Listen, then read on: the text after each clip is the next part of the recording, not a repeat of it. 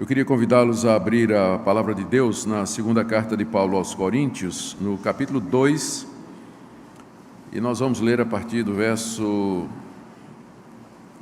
14, iremos até o capítulo 14.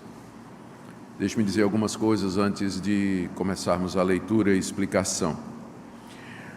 Uma das razões pelas quais Paulo escreveu essa sua segunda carta aos Coríntios foi apresentar uma defesa dos ataques que estavam sendo feitos ao seu ministério. Durante a ausência de Paulo da cidade de Corinto, depois que ele havia plantado a igreja ali, penetraram na comunidade cristã alguns mestres oriundos de Jerusalém, provavelmente, trazendo cartas de recomendação das autoridades judaicas e se apresentando como verdadeiros ministros, apóstolos e pregadores da parte de Jesus Cristo. E a mensagem deles era a mensagem dos judaizantes, é a mesma mensagem que a gente encontra Paulo combatendo na carta aos Gálatas, por exemplo, e que está por detrás também da carta aos Romanos. Ou seja, esses mestres estavam dizendo que o caminho para a salvação não era somente a fé em Jesus Cristo, mas você tinha que guardar as obras que Moisés havia recomendado na lei.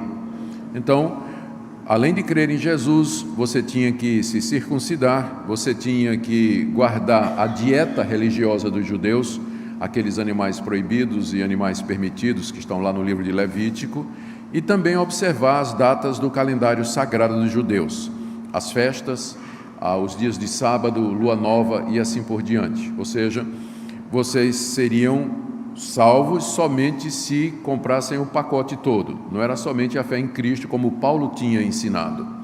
Mas, além disso, vocês tinham que se tornar praticantes do judaísmo.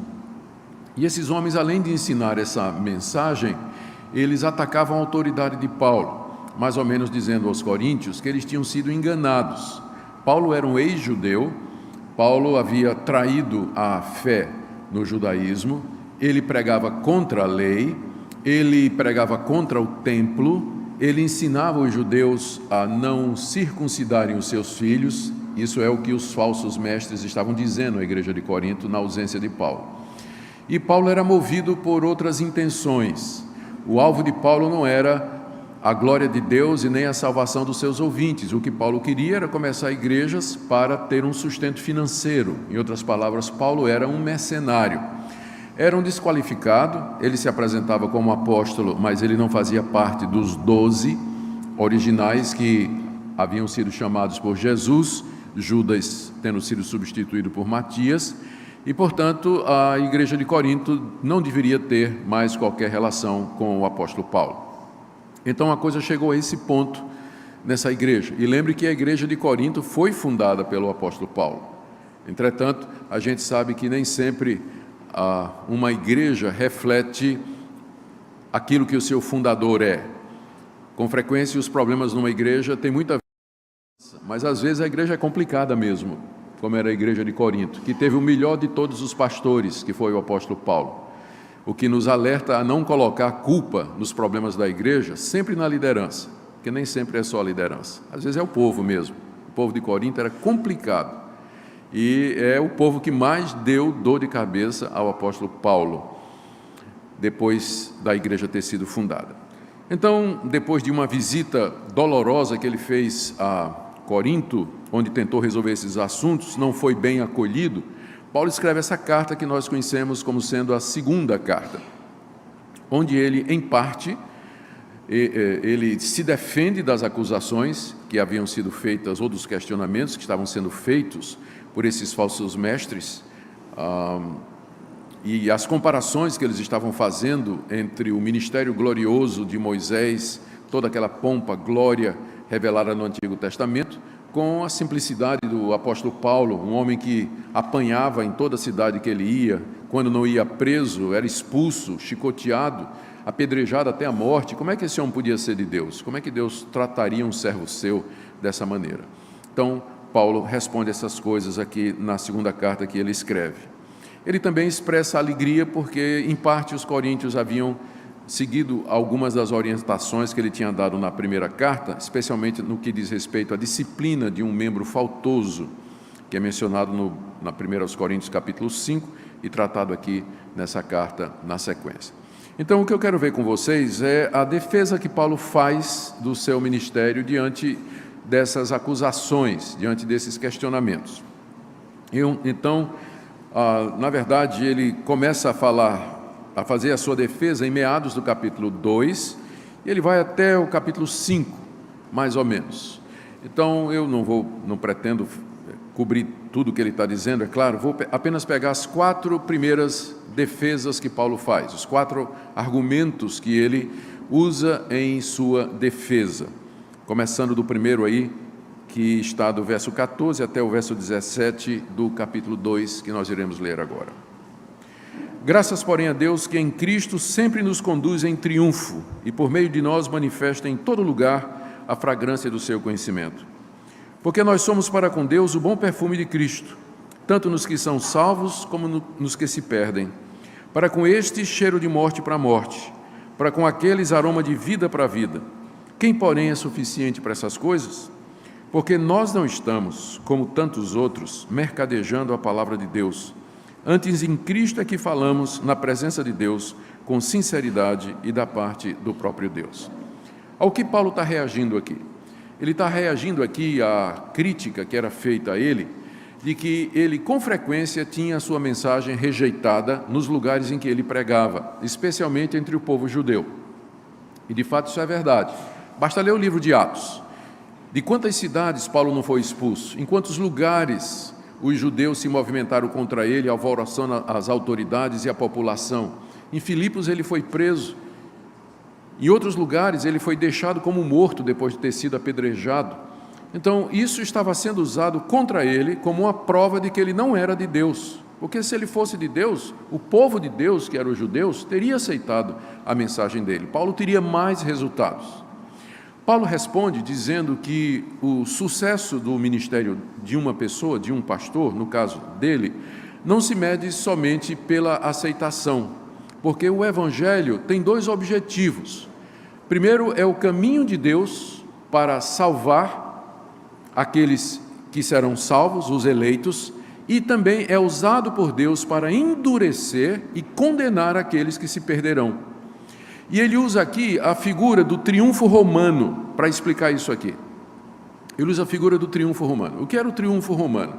Era aquele momento em que o general vitorioso, ele entrava na sua cidade, depois de ter ganhado uma batalha, e na sua carruagem, com a coroa de louros na cabeça, atrás de si vinham os prisioneiros, aqueles que ele tinha vencido no combate, amarrados, presos, caminhando atrás da carruagem. Então ele entrava numa procissão triunfal na cidade, e a multidão, de um lado e de outro, aplaudia, batia palmas, apupava o general, o capitão, quem quer que seja, o comandante, não é? Dando gritos de alegria, e jogavam flores. O perfume daquelas flores, o general aspirava aquilo era cheiro de vida para vida, era cheiro de vitória. Mas o mesmo cheiro que era cheiro de vida para vida, os prisioneiros, quando cheiravam aquilo, diziam: a nossa morte está chegando, porque o próximo passo era a execução deles. Olha como Paulo faz a comparação.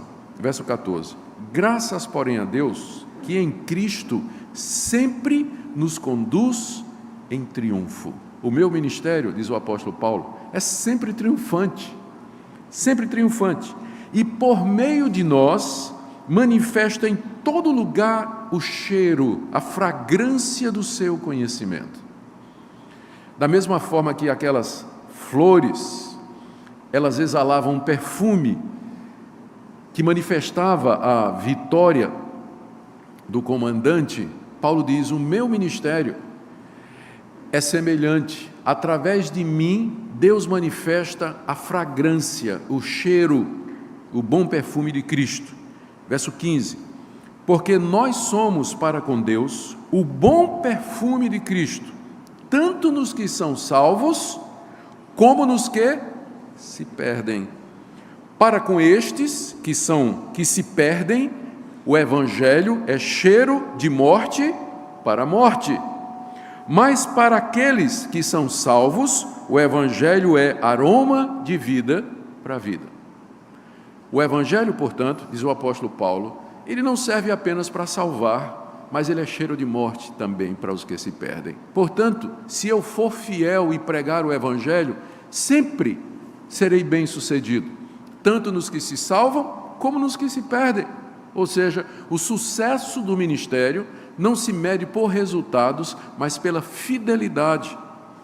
E porque Paulo era um ministro fiel, ele estava consciente que a sua pregação produzia os efeitos que estavam na mão de Deus. Deus salvaria quem ele quisesse e Deus condenaria quem ele quisesse. O Evangelho também serve para condenar, para que no dia do juízo a pessoa seja responsabilizada. Um dia você ouviu o Evangelho, você passou a sua vida toda ouvindo o Evangelho e você endureceu o seu coração, então você vai ser condenado por isso. Ou seja, o Evangelho serve aos dois propósitos. Por isso, o ministro fiel, ele sempre é levado em triunfo.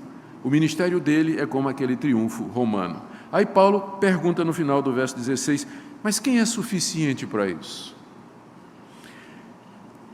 Você saber que a vida eterna de uns e a perdição eterna de outros está ligada à sua fidelidade no ministério. É uma responsabilidade muito grande. Paulo pergunta então, quem é suficiente para esse tipo de coisas? E no verso seguinte, ele apresenta então a sua defesa. Porque nós não estamos, como tantos outros, mercadejando a palavra de Deus. A acusação era essa, que Paulo era um mercenário e que ele estava ensinando o evangelho falso. Paulo diz, não, eu não estou mercadejando a palavra de Deus. O que é mercadejar a palavra de Deus? É você tornar a palavra de Deus atrativa e usá-la como um meio para obter um fim financeiro, que era o que aqueles falsos profetas estavam fazendo em Corinto. Paulo diz, eles é que estão mercadejando a palavra de Deus. Nós, final do verso 17, falamos na presença de Deus com sinceridade e da parte do próprio Deus. Paulo aqui está virando a acusação contra os seus detratores. Ele está dizendo que o fato dele não ter sempre sucesso na sua pregação, na verdade era uma prova de que ele não era um falso profeta, porque o falso profeta ele altera a mensagem para ganhar o maior número possível de discípulos e seguidores. O falso profeta fala o que o povo quer ouvir. Mas Paulo diz, eu não faço isso, eu prego o evangelho simples diante de Deus, e é por isso que há pessoas que não creem, há pessoas que não aceitam, e eu não mudo o evangelho para agradar essas pessoas. Se elas não creem, elas vão responder diante de Deus pela sua incredulidade e serão condenadas por isso. Essa é a primeira resposta de Paulo à acusação de que ele era um mercenário, falsificando a palavra de Deus, e que a sua mensagem era rejeitada pelo povo de Deus. No capítulo 3, de 1 a 3, Paulo responde a outra insinuação dos falsos profetas. Começamos, porventura, outra vez a recomendar-nos a nós mesmos? Ou temos necessidade, como alguns, de carta de recomendação para vós outros ou de vós? Vós sois a nossa carta, escrita em nosso coração, conhecida e lida por todos os homens, estando já manifestos como carta de Cristo, produzida pelo nosso ministério, escrita não com tinta, mas pelo Espírito do Deus vivente, não em tábuas de pedra, mas em tábuas de carne, isto é, nos corações. Na época do apóstolo Paulo, e até nos dias de hoje também, no mundo daquela época, cartas de recomendação eram muito importantes. A comunicação não era fácil, como é hoje, e muita gente viajava negócios, havia muitos que representavam seus patrões. Então, as cartas de recomendação eram uma garantia dada por uma autoridade ou por uma pessoa de que o seu portador era alguém de confiança e que deveria ser recebido por aquela outra pessoa, por aquela comunidade, para fazer negócios, dando autoridade para fazer negócios, até para celebrar casamentos, se a autoridade fosse uma autoridade civil. A carta de recomendação servia até para isso. O nome disso, entre os judeus, era o shaliach. O shaliach era um representante autorizado que levava uma carta de recomendação e ele podia executar tudo aquilo que o seu enviador havia dito ou autorizado na carta. Esses profetas falsos tinham chegado em Corinto trazendo cartas de Jerusalém, dizendo: nós somos autorizados pelas autoridades judaicas, nós temos pedigree, nós somos oficiais. Paulo é caixa 2, Paulo é um laranja, né? Cadê as cartas de recomendação de Paulo? Quem mandou Paulo? De onde vem a autoridade de Paulo? Olha a resposta de Paulo. Ele tinha dito antes que o ministério dele sempre é triunfante. Aí ele pergunta: será que eu estou agora me recomendando? Verso 1, começamos porventura outra vez a recomendar a nós mesmos? O fato de eu ter dito que o meu ministério sempre é triunfante e que eu prego a palavra de Deus com verdade, isso quer dizer que eu estou me recomendando, me apresentando ou querendo me elevar diante de vocês?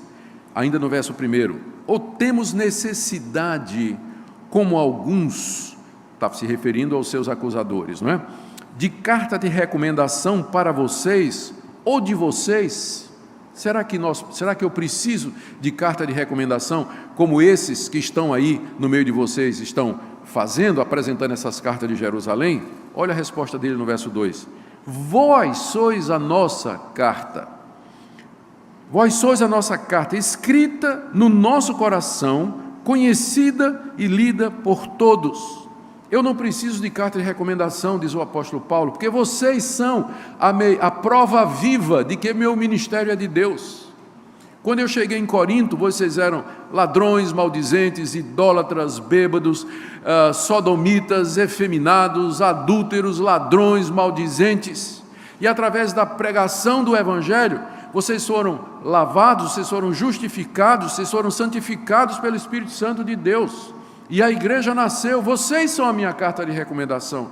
O fruto do meu ministério é a minha maior recomendação. Eu não preciso de carta de ninguém para que vocês confiem em mim, para que vocês me aceitem como o pai espiritual de vocês. Vocês são a carta escrita no meu coração e não num pedaço de papel. Verso 3, vocês já estão manifestos diante do mundo como carta de Cristo. Ou seja, vocês são a carta de recomendação que Cristo me dá diante do mundo. E essa carta é produzida pelo nosso ministério. Estou lendo o verso 3. Escrita não com tinta, como a carta que esses homens estão aí apresentando a vocês, mas pelo Espírito do Deus vivente. Não em tábuas de pedra, e aqui é uma referência ao fato de que aquelas cartas de recomendação foram feitas pelas autoridades judaicas. Tábuas de pedra nos leva imediatamente para a tábua dos 10 mandamentos, que estava no centro da religião judaica, da qual esses homens se diziam representantes. E Paulo já começa a fazer a ligação aqui, né? Vocês são a carta que Deus escreveu com o Espírito Santo através do ministério. Eles estão trazendo uma carta escrita em tinta, gravada em tábuas de pedra, que tem a ver com a lei de Moisés, com a antiga aliança. Não gravada em tábuas de pedra. Ele diz aqui, a nossa carta é gravada não em tábuas de pedra, como eles, mas em tábuas de carne, isto é, nos corações. Enquanto que eles pregam uma observância externa da lei de Moisés, circuncisão, guarda de calendário, não come isso, não come aquilo, o meu ministério gravou a lei no coração de vocês. Ou seja, ele produz conversões verdadeiras e não formalidade e externalidades. Essa é a segunda defesa de Paulo. O que ele está dizendo então, já na sequência, é que a recomendação ou a autorização de um ministro é o fruto do seu trabalho. Essa é a maior recomendação dele. Se ele é fiel na pregação da palavra, primeira defesa de Paulo, o Espírito do Deus vivente vai escrever no coração dos seus ouvintes o Evangelho de Cristo e a lei de Deus. E isso é a maior prova de recomendação que um ministro pode apresentar. Acontece que às vezes alguém quer se impor, quer alcançar pontos ou postos de liderança, mas o que é que ele tem para apresentar em termos de fruto? O que é que ele tem para apresentar em termos de ministério? Que carta de recomendação ele vai trazer? Por isso que nós precisamos ter muito cuidado na hora de colocar pessoas em posição de autoridade ou de liderança ou de receber líderes nas nossas comunidades e nas nossas igrejas. Não é porque eles vêm recomendados por autoridades humanas que eles são de fato servos de Deus. mas nós temos que ver a vida dele, nós temos que ver o fruto do seu ministério, que tipo de resultados a sua pregação, o seu pastorado, o seu cuidado pelas ovelhas produziu. Terceira defesa de Paulo está aí do verso 4 até o verso 6, e ele aqui está dizendo que a confiança que ele tem, porque ele está falando ousadamente aqui, mas essa confiança não é uma confiança que é baseada nele, mas é uma confiança que vem do próprio Deus e que está alicerçada no fato de que o ministério de Paulo é o ministério da nova aliança, em contraste com o ministério dos judaizantes, que era o ministério da antiga aliança. E com isso ele vai abrir o caminho para a discussão do ponto 4, que é onde eu quero chegar nessa manhã. Mas vamos ver então do verso 4 até o verso 6. E é por intermédio de Cristo que temos tal confiança em Deus, a confiança de dizer isso que ele acabou de dizer, que o meu ministério, ele gravou pelo Espírito de Deus, aliás, o Espírito de Deus, pelo meu ministério, gravou no coração de vocês a lei de Deus, e vocês, portanto, são a maior recomendação que eu poderia ter. Alguém pode dizer, mas Paulo, que confiança é essa, não é? Que confiança você está tendo? Ele diz, sim, mas é por intermédio de Cristo, verso 4, que temos tal confiança em Deus. A minha confiança não é carnal, não é baseada numa avaliação positiva daquilo que eu sou, dos meus talentos, dos meus dons, não. Mas a minha confiança é por intermédio de Cristo. Verso 5. Não que por nós mesmos sejamos capazes de pensar alguma coisa como se partisse de nós, pelo contrário, a nossa suficiência vem de Deus. A suficiência para o ministério, esse ministério que produz vidas transformadas e que sempre é um triunfo, esse ministério está baseado no poder de Deus. A nossa suficiência para isso, ou a capacidade para realizar esse ministério, na verdade vem de Deus, não que eu sou capaz de pensar de alguma coisa por mim mesmo. Eu não ouso trazer alguma coisa para a minha pregação que é fruto do meu pensamento, da minha cabeça, mas eu dependo de Deus mediante Jesus Cristo. Eu quero ser fiel, ensinar aquilo que Deus quer que eu ensine e a pura palavra de Deus, por isso eu não ouso pensar de mim mesmo, criar coisas que não sejam da palavra de Deus, ou dizer coisas que são fruto da minha imaginação. Eu quero somente ser fiel e pregar a palavra de Deus. Verso 5, verso 6, quando ele diz que a nossa suficiência vem de Deus, no final do verso 5, ele avança dizendo, Deus que nos habilitou para sermos ministros de uma nova aliança, não da letra, mas do Espírito, porque a letra mata, mas o Espírito vivifica. A confiança de Paulo é que ele sabia que Deus o havia habilitado para ser ministro de uma nova aliança, que era superior à antiga aliança e que está no Antigo Testamento, e que foi celebrada com base no sacrifício de animais, simbolizada na entrega da lei, e cumprida através do princípio da obediência traz bênção e a desobediência traz maldição, que funciona em todo o Antigo Testamento para os judeus. Paulo diz, Deus agora introduz uma nova aliança que é superior à antiga aliança, que é a nova aliança em Cristo Jesus, e eu sou ministro dessa aliança. Esses falsos profetas que estão aí, eles são ministros da antiga aliança, eles estão pregando a lei, estão ensinando o cumprimento da lei de Moisés. Eu já prego a nova aliança, que é superior à antiga. Por isso que eu tenho essa confiança, porque eu sei que Deus me levantou para ser ministro dessa nova aliança. E aqui ele faz um contraste entre as duas alianças nos seguintes termos. Primeiro, no verso 6, essa nova aliança não é da letra, mas do Espírito. Eu quero sugerir a vocês que o Espírito aqui, na minha Bíblia, Almeida atualizada, Espírito está com E minúsculo. E eu acho que na maioria, em algumas Bíblias aí, outras, na sua Bíblia deve estar também. Algumas outras traduções já traduziram com E maiúsculo, porque a referência aqui é ao Espírito Santo de Deus, como nós veremos em seguida.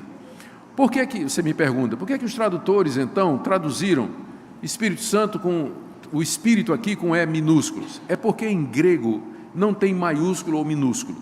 A palavra Espírito é a mesma palavra, a palavra Espírito é a mesma palavra usada para o Espírito de Deus, para o Espírito do homem e para os espíritos imundos, a palavra pneuma.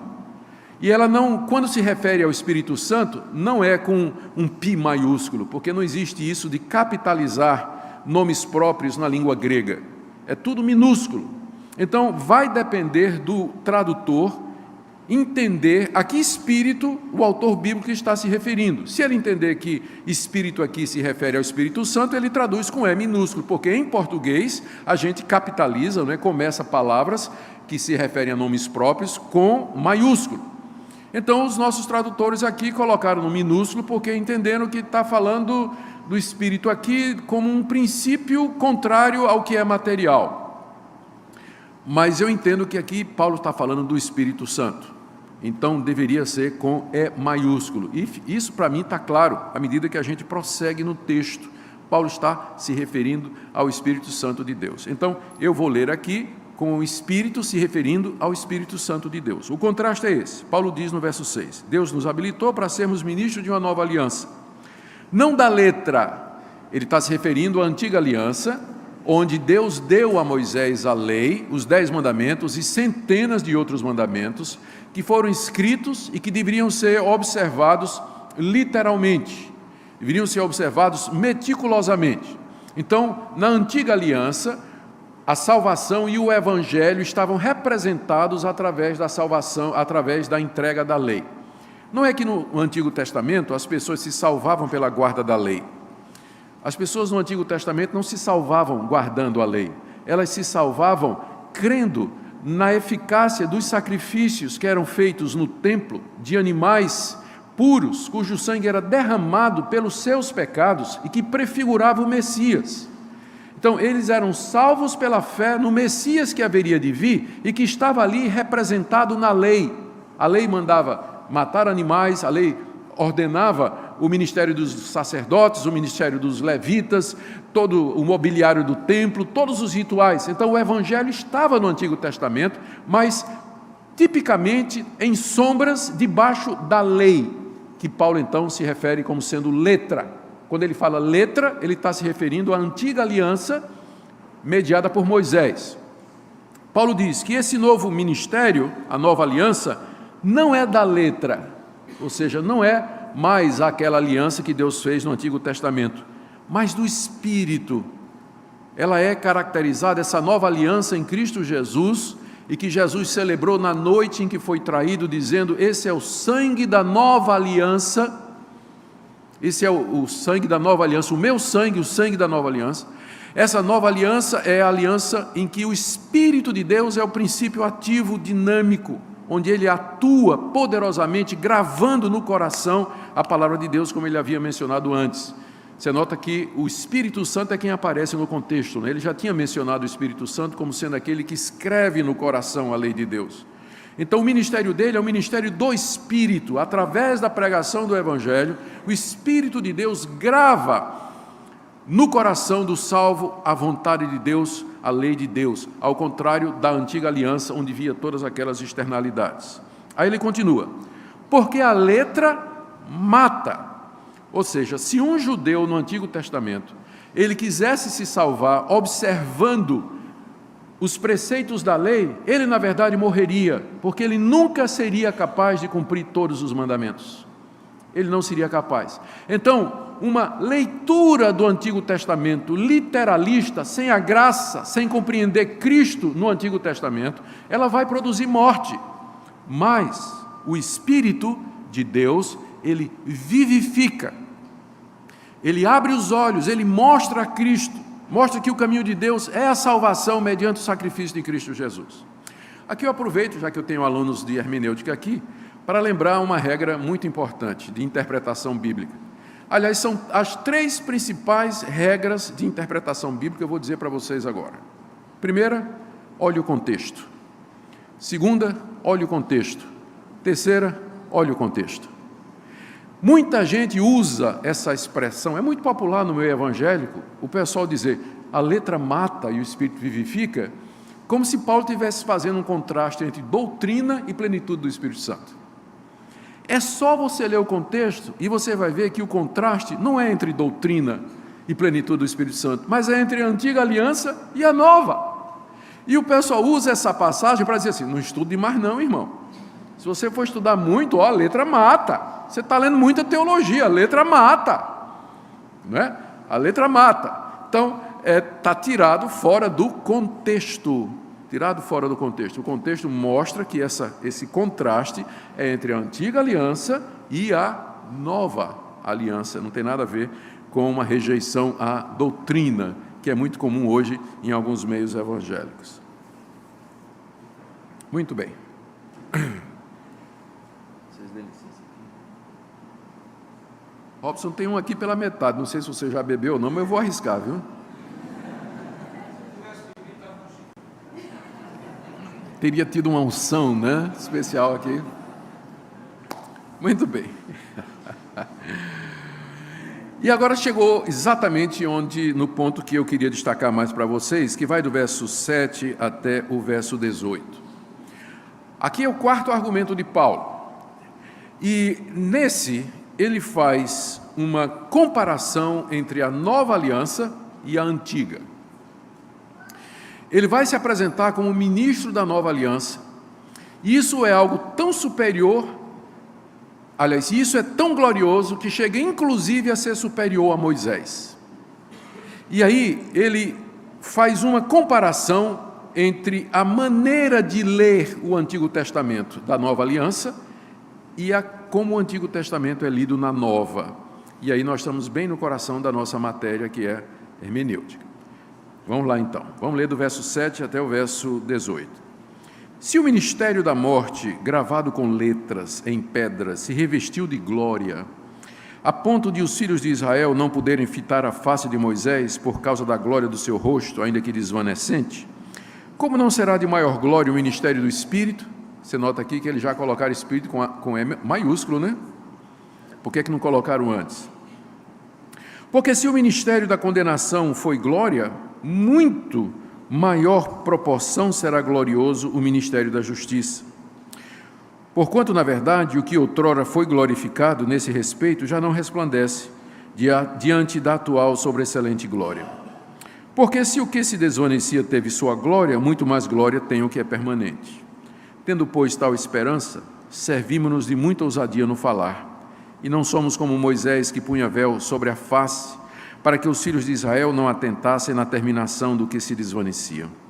Mas os sentidos deles se embotaram, pois até o dia de hoje, quando fazem a leitura da antiga aliança, o mesmo véu permanece, não lhes sendo revelado que em Cristo é removido. Mas até hoje, quando é lido Moisés, o véu está posto sobre o coração deles. Quando, porém, algum deles se converte ao Senhor, o véu lhe é retirado. Ora, o Senhor é o Espírito, e onde está o Espírito do Senhor, aí há liberdade.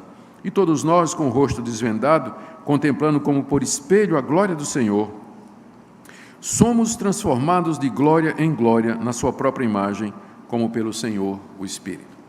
O que Paulo está respondendo aqui ele está fazendo duas coisas praticamente.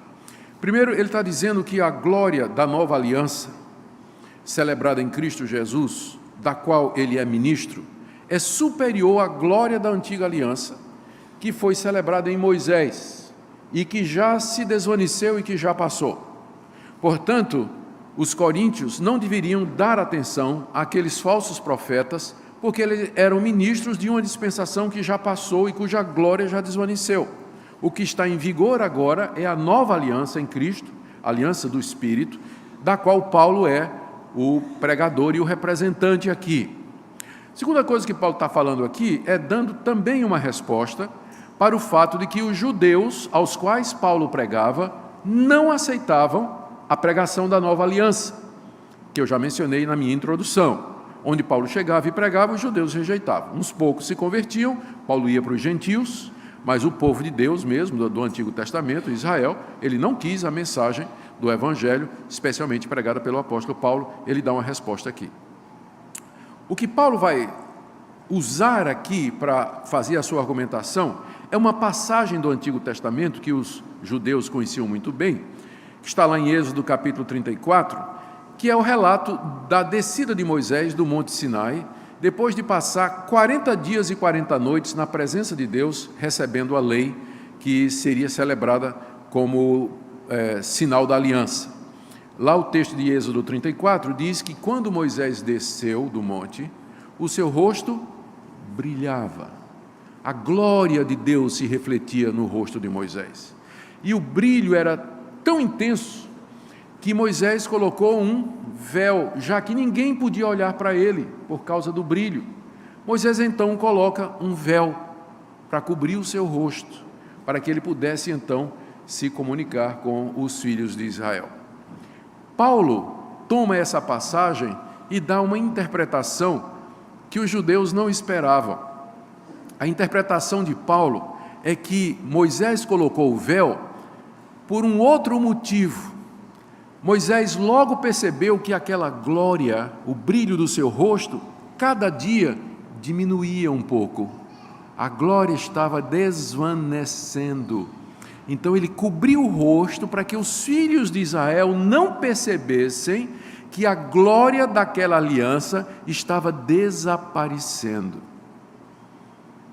E aí Paulo faz uma aplicação. Aquele mesmo véu que estava no rosto de Moisés é o mesmo véu que está no rosto dos judeus hoje, quando eles se reúnem para ler a lei do Antigo Testamento. Eles não conseguem entender o seu significado, que é Cristo.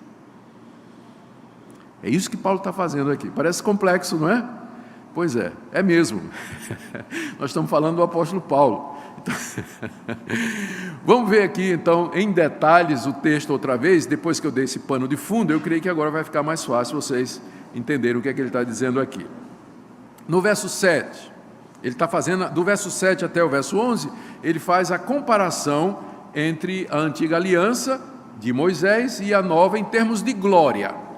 Verso 7, se o ministério da morte, porque a lei que foi dada no Antigo Testamento, ela exige a morte do transgressor. Então Paulo chama ministério da morte. Se o ministério da morte, gravada com letras em pedra, se referindo àquelas 2 tábuas da lei contendo os 10 mandamentos, se revestiu de glória a ponto de os filhos de Israel não poderem fitar a face de Moisés, o que é que ele está dizendo aqui? Ele está dizendo o seguinte, presta atenção.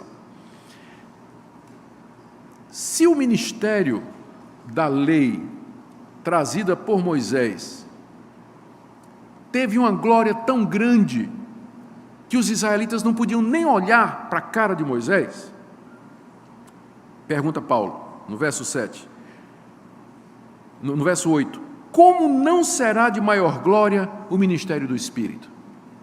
Se o ministério da antiga aliança foi tão glorioso que era impossível olhar para a cara de Moisés, imagine a glória da nova aliança. Imagine a glória do ministério do Espírito Santo, que ministra diretamente aos nossos corações, que revela as coisas de Deus, que grava a lei de Deus no nosso coração. Ele continua a comparação no verso 9. Se o ministério da condenação foi glória, em muito maior proporção será glorioso o ministério da justiça. No Antigo Testamento, a lei foi dada para condenar. Não faça isso, não faça isso, não faça isso, não faça isso, faça isso, faça isso, faça isso. Depois de ler os 10 mandamentos, o verdadeiro israelita ia dizer, estou perdido. Se para salvar eu tenho que guardar tudo isso, eu não consigo. Era o ministério da condenação. Entretanto, ele veio com glória. Aí Paulo pergunta, se o ministério da condenação veio com aquela glória brilhando no rosto de Moisés, muito maior é a glória do ministério da justiça, ou seja, o ministério do Evangelho que justifica os homens e promove a aceitação deles diante de Deus. O Evangelho justifica o pecador gratuitamente sem as obras da lei. Ora, é uma glória muito maior do que a glória da antiga aliança. E ele continua fazendo a comparação no verso 10. Porquanto, na verdade, o que outrora foi glorificado, o ministério da lei, nesse respeito, já não resplandece diante da atual sobreexcelente glória. O que Paulo está dizendo é que o Evangelho, Cristo, quando veio, trouxe o Evangelho para nós. A glória do Evangelho suplanta e supera a glória da antiga aliança. Então, para o cristão, a antiga aliança não tem mais glória nenhuma, ela já passou. A glória agora está no rosto de Cristo, a glória de Deus na face de Jesus Cristo. É isso a glória que nós queremos e a glória que é superior à antiga aliança. Verso 11, porque se o que desvanecia teve a sua glória, a antiga aliança era desvanecente, ela era provisória. ela era típica, ela era sombra da realidade. Se aquilo se desvaneceu, a glória daquilo se desvaneceu, muito mais glória tem o que é permanente, ou seja, o ministério do Evangelho, a pregação da palavra de Deus, a justificação pela fé, ela é permanente, não vai ter uma terceira fase, ou um terceiro testamento. Já teve o antigo e tem o novo, o último é final, definitivo. Ora, se o que era temporário teve glória, imagine qual é a glória do permanente, do final, do definitivo. Com isso, Paulo está comparando o ministério dele com o ministério daqueles falsos profetas. Eles são profetas da antiga aliança, cuja glória é desvanecente, cuja glória passou. Eu sou, pela graça de Deus, Deus me habilitou a ser ministro da nova aliança, cuja glória é muito maior do que da antiga aliança. E aí ele entra no verso 12, fazendo aquela interpretação do véu. Tendo, pois, tal esperança, servimos-nos de muita ousadia no falar, porque Paulo está sendo ousado, ele está se comparando com quem? Com Moisés, não é? Está se comparando com Moisés, está dizendo que a glória é maior, não é?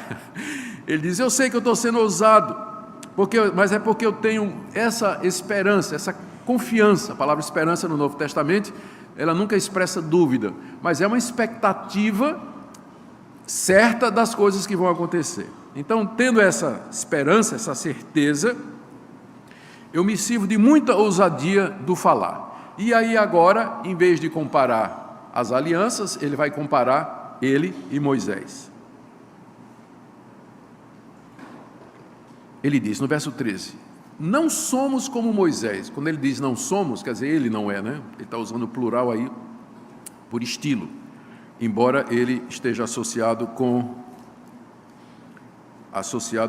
Timóteo no início da carta. Quando ele escreveu a carta, Timóteo estava com ele, o nós aí pode se referir a ele e a Timóteo, então é simplesmente estilo. Mas ele está dizendo, eu não sou como Moisés. Qual era a diferença entre Paulo e Moisés? Aqui, ele diz, Moisés punha véu sobre a face, para que os filhos de Israel não atentassem na terminação do que desvanecia. Aqui ele explica a razão do véu. Não era assim para que os israelitas não ficassem cegos com o brilho, como quem olha para o sol diretamente, sem óculos. Não, mas era para ocultar o desaparecimento gradual daquela glória. Cada dia o rosto de Moisés brilhava menos um pouquinho. Moisés pôs o véu para que os filhos de Israel não percebessem que aquela glória estava desvanecendo. E Paulo diz, eu não sou como Moisés, eu não estou usando véu na cara. A minha mensagem é permanente, a minha mensagem ela é a consumação de tudo aquilo que Moisés falou, é a terminação do plano de Deus. Aí ele faz uma aplicação para explicar por que os judeus não entendiam a sua mensagem. Verso 14, os sentidos deles, os sentidos dos judeus, ou seja, a sua capacidade de perceber, de entender, se embotaram. Todo mundo sabe o que é embotar, especialmente as donas de casa, né, ou os donos de casa que gostam de cozinhar, quando pega uma faca embotada, é uma faca que perdeu o gume, né? Ela não corta, aí você tem que afiar outra vez. Os sentidos dos judeus perderam o gume, o fio, eles não funcionam mais, é como uma faca embotada. A capacidade de interpretar e de entender a antiga aliança, eles não têm mais. Paulo explica no verso 14, pois até o dia de hoje, desde o tempo de Moisés até hoje, quando fazem a leitura da antiga aliança, Paulo está se referindo ao fato que todos os sábados os judeus iam para as sinagogas, abriam a antiga aliança e o rabino lia uma parte da lei, dos salmos e dos profetas. Até hoje, Paulo diz, quando eles fazem isso nas sinagogas, o mesmo véu permanece, só que não na cara de Moisés, mas na cara deles. Aquele véu de Moisés passou para eles. Ele está falando, os meus alunos vão entender, alegoricamente, não é? O mesmo véu permanece sobre eles, não lhes sendo revelado que em Cristo ele é removido. Por isso que os judeus não entendiam a palavra de Paulo. Eles não aceitavam a palavra de Paulo, porque Paulo dizia, Cristo é o Messias. O judeu abria o Antigo Testamento e dizia: estou lendo aqui, mas não estou vendo nada.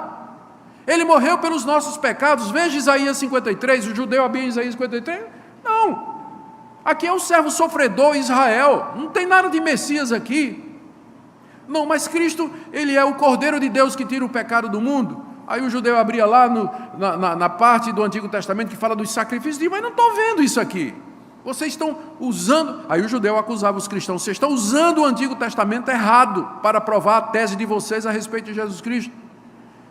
E Paulo explica: vocês sabem por que eles fazem isso? Porque aquele mesmo véu que ocultava a verdade sobre a antiga aliança, que estava sobre Moisés, está no rosto dos judeus até o dia de hoje. Eles leem o Antigo Testamento e não percebem Cristo no Antigo Testamento. Eles não veem Cristo no Antigo Testamento, porque esse véu está sobre eles. Eles não percebem isso. Verso 15: até hoje, quando é lido Moisés nas sinagogas, o véu está posto sobre o coração deles. E essa é a verdade a respeito do endurecimento da nação de Israel. O véu de Moisés está sobre o coração deles. E eles não conseguem perceber a realidade de que a antiga aliança passou. É isso que eles não conseguem ver. Que a antiga aliança, a glória, passou. E por isso que eu também não consigo entender como é que tem evangélico hoje, na nova aliança, depois de Cristo ter vindo, cumprido tudo que está no Antigo Testamento. Tem cristãos hoje que valoriza a Arca da Aliança. Tem igreja onde eles entram com a Arca da Aliança no culto. Candelabro de Israel, pastor vestido de rabino com quipá e estola. Fizeram até um templo de Salomão em São Paulo. Gente, parece que o véu está no coração dos cristãos, que não viram que a glória da antiga aliança passou. Tem que chamar Jesus de Yeshua HaMashiach.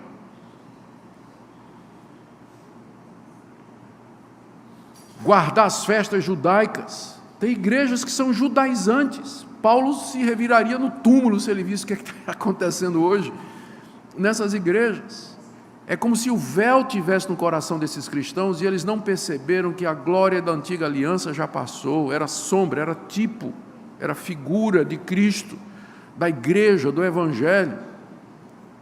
É o que Paulo está dizendo no verso 15. Agora veja a glória do verso 16. Quando, porém, algum deles se converte ao Senhor, o véu lhe é retirado. Paulo está falando de experiência própria. Paulo era um desses judeus, com o véu na cara, e ele estava tão convencido de que o cristianismo era uma aberração, que ele perseguiu até a morte os cristãos.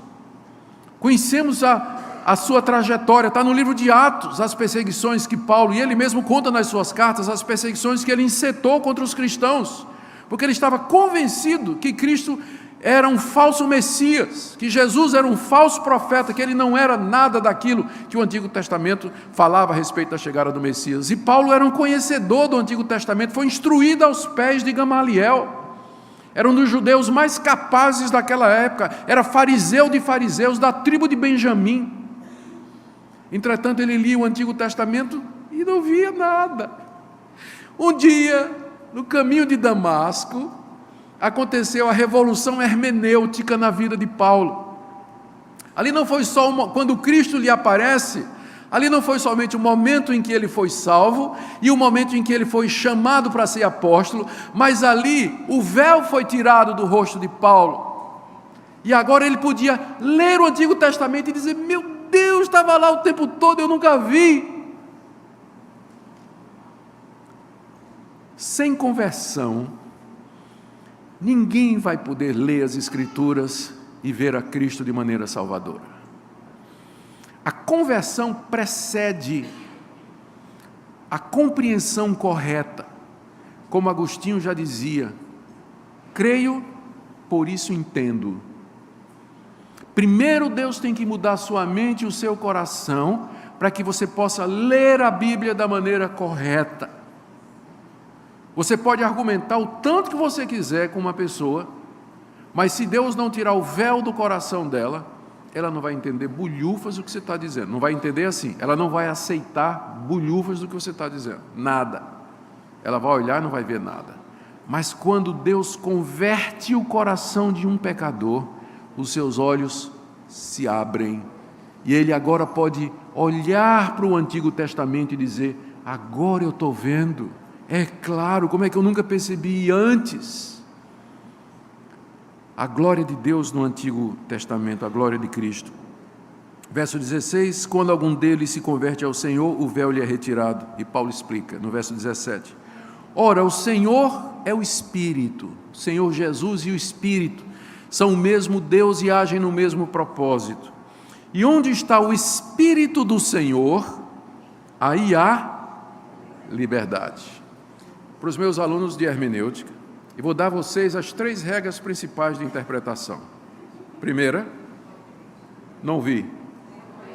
Segunda, terceira, você deve ter ouvido dezenas de vezes o pessoal pegar essa passagem, onde está o Espírito do Senhor, aí tem liberdade, para justificar, plantar bananeira no culto, dar salto mortal triplo carpado, cair no chão, trenzinho de Jesus, né, no culto, porque onde está o Espírito do Senhor, aí há liberdade.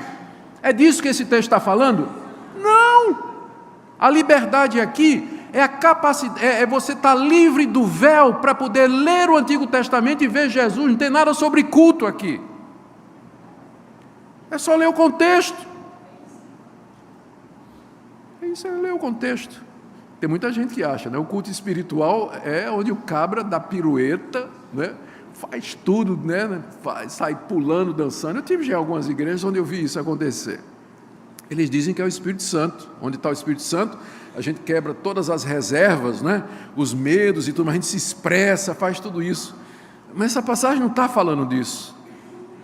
E a gente não pode dar ao texto um significado que não seja aquele que o autor pretendeu. E o que é que Paulo pretendeu quando ele escreveu isso aqui? Exatamente isso, a liberdade que ele se refere é a liberdade desse véu para você poder olhar e ver Cristo na antiga aliança, que os judeus não podiam ver. E aí ele conclui no verso 18, e todos nós, agora, ao contrário de Moisés, com o rosto desvendado, isso aqui está falando dos cristãos, né? Contemplando como por espelho a glória do Senhor. Ele podia ter dito contemplando a glória do Senhor, mas ele colocou por espelho, porque ele sabe que enquanto aqui nesse mundo, essa contemplação é parcial. Contemplando como por espelho a glória do Senhor, somos transformados de glória em glória na sua própria imagem, como pelo Senhor, o Espírito. O que é um cristão? É alguém cujos olhos foram abertos, de cujo coração o véu foi tirado, e que agora ele contempla sem véu a glória de Deus na face de Jesus Cristo. E à medida que ele vê a glória de Cristo, ele é transformado diariamente, mediante a contemplação, o entendimento, a sua confiança, seu apego ao Senhor da glória, que é Jesus Cristo. Diariamente, de glória em glória, há um crescendo na vida cristã, à medida que o cristão avança em anos, em estudo, em conhecimento, relacionamento com Deus, ele vai crescendo de glória em glória, ele vai vendo mais, ele vai entendendo mais, ele começa a ansiar mais pelas coisas de Deus, o seu coração se desapega mais e mais das coisas desse mundo. É por isso que o ministério da Nova Aliança é mais glorioso do que o ministério da Antiga Aliança. Nós podíamos continuar, capítulo 4, capítulo 5, Paulo apresenta mais 3 ou 4 defesas do seu ministério, mas nós vamos ficar por aqui. E eu quero particularmente enfatizar esse último ponto do apóstolo Paulo. A diferença entre a antiga aliança e a nova é o véu. Aqueles que estão na nova aliança, celebrada no sangue de Cristo, garantida pelo seu sacrifício na cruz, eles têm o coração convertido e os olhos abertos, eles podem entender a Deus e as coisas de Deus, ou para usar outra linguagem de Paulo, nós temos a mente de Cristo. Nós podemos ler a Escritura e compreendê-la. Eu termino com algumas aplicações aqui para nós. A primeira delas, eu creio que parte do texto aqui que nós podemos tirar com segurança, é que nós precisamos estudar as Escrituras. Estou falando para líderes aqui, eu sei que há líderes aqui. E nós devemos conhecer as Escrituras, estudar as Escrituras, nos preparar o máximo possível para ministrar a palavra como Paulo diz que deveria ser ministrada, não como mercenários, não como alguém que mercadeja ou adultera a palavra de Deus, mas como fiéis mordomos dessa palavra que nos foi entregue. Para que nós sejamos fiéis, nós precisamos estar seguros daquilo que é a vontade de Deus revelada nas Escrituras Sagradas. Estudo é importante. Vocês já aprenderam que aquela frase, a letra mata, mas o Espírito vivifica, não pode ser usada nesse contexto, não é? É um pretexto. Mas há uma segunda aplicação aqui. Só o estudo não é suficiente. Nós precisamos estar em comunhão com o Senhor, o Espírito, e pedir que Ele abra os nossos olhos, pedir que Ele nos ajude a ver a glória de Cristo em toda a Escritura, de Gênesis a Apocalipse, porque Cristo é o centro das Escrituras. Ele é aquele de quem as cronologias fazem referência, os profetas anunciaram, que as instituições apontavam, que personagens da antiga aliança tipificavam. Ele é aquele anunciado nos evangelhos, pregado no livro de Atos, discipulado instituído nas cartas e glória futura anunciada no Apocalipse. Ele é o conteúdo, a forma e a substância de todas as Escrituras. Peça que o Espírito de Deus lhe ajude a ver isso, para que nós preguemos e ensinemos sermões não moralistas, mas cristocêntricos. Tem muito sermão pregado por pastor presbiteriano que podia ser pregado por um muçulmano, podia ser pregado por um judeu, porque não fala de Cristo, não traz nenhuma referência a Cristo, nenhuma aplicação a Cristo. E vocês viram aqui como essa é a principal diferença entre a nova aliança e a antiga, é a capacidade de discernir a presença de Cristo em toda a Escritura. Que Deus nos dê graça e misericórdia para que nós sejamos, irmãos, ministros fiéis, terminando com a pergunta de Paulo: quem é suficiente para essas coisas? Amém.